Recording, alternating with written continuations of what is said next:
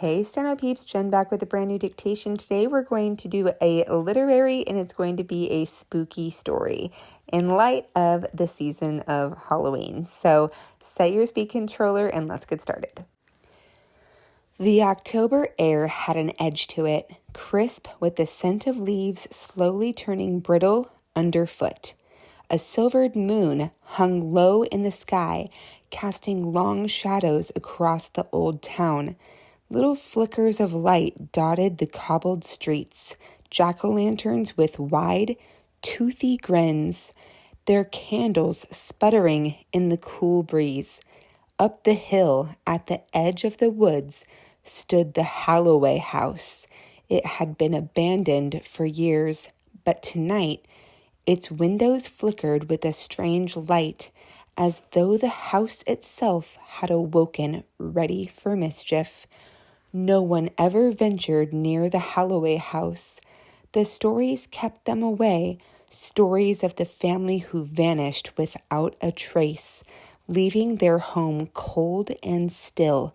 Some said the house breathed, creaked, and whispered, as if eager for company, even after all these years. But tonight was Halloween, and the house beckoned in a way it hadn't for decades.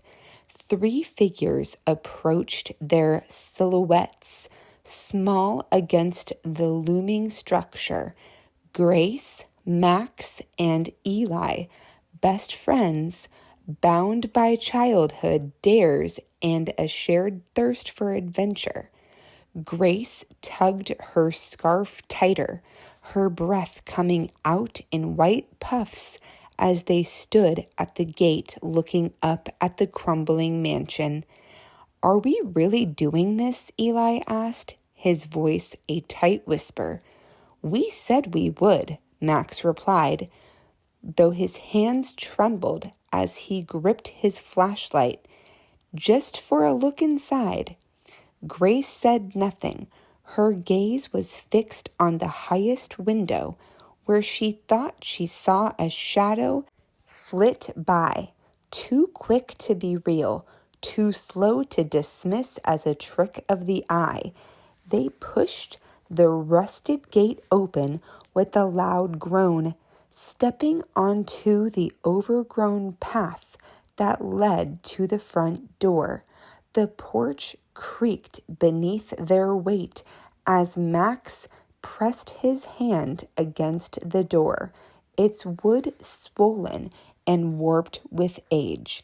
It gave way with a reluctant moan, swinging open into a dark hallway. Inside, the air was thick and still, smelling of damp wood and something else. Something musty, ancient, as though the house hadn't exhaled in years. Their footsteps echoed as they ventured deeper, flashlights dancing over peeling wallpaper and dusty furniture. "It's just an old house," Max said, but Grace felt it, something watching, waiting. They passed through a parlor filled with old portraits, their faces faded and cracked. One painting, larger than the rest, caught Grace's eye. It showed a family, their expression stern, unsmiling. The father stood tall, his hand resting on a small boy's shoulder. The boy, however, looked different from the others, his eyes wide with something like fear, as though he had seen something just beyond the canvas. A shiver ran down Grace's spine. "Let's check upstairs," Max suggested. The wooden staircase groaned beneath them as they ascended, their flashlights casting long shadows up the walls. At the top of the stairs, the hallway stretched into darkness, lined with closed doors. One door, slightly ajar at the end of the hall, seemed to beckon. "Maybe we should head back," Eli muttered, glancing nervously over his shoulder. "We've come this far," Grace replied, her voice steadier than she felt. They crept toward the open door. Inside was a bedroom, its bed neatly made, as though waiting for someone to return. On the nightstand, a single candle flickered, though no one had lit it. A breeze from nowhere stirred the curtains, and then they heard it, a whisper, faint and cold, slipping through the cracks in the walls. "Leave." The word was unmistakable, though it seemed to come from everywhere at once. Max's flashlight flickered and died, plunging the room into near darkness. Eli stumbled backward, his eyes wide with fear. "We need to go," Eli stammered. But Grace was frozen, her eyes locked on the mirror hanging on the far wall.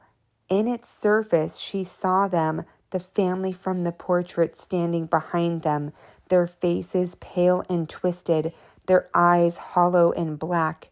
"Run," Grace screamed, grabbing Max's arm and pulling him toward the door. The house groaned as though waking from a long sleep, its walls creaking and shifting. The floorboards buckled beneath their feet as they raced down the stairs, the air thick with whispers, angry, desperate. They burst through the front door and tumbled onto the porch, panting, their hearts pounding in their chests. Behind them, the house loomed in the moonlight, its windows dark once more, as though nothing had stirred within its walls for years. Max looked at Grace, his face pale. What was that? Grace shook her head, unable to answer. Her heart still raced, her mind replaying the moment she'd seen them, the family in the mirror, trapped, waiting. As they hurried down the hill, the wind picked up, carrying with it the sound of laughter, high and cold, like a child's, but twisted into something dark. And from the highest window of the Holloway house, a single candle flickered once more. All right, that's a wrap. So that story did have quotations, obviously, with the different characters speaking. If you're working on your speed building, typically you don't really need to stress so much about all the nuances of your punctuation. At least that's how my teacher has taught me, that punctuation is the first thing to let go of. You can always work on that in editing. But if you're working on your accuracy, definitely try to work in those different quotations, dashes, and all those fancy punctuations that we get to keep practicing. So hope this was a fun one for you, and I'll catch you on the next one.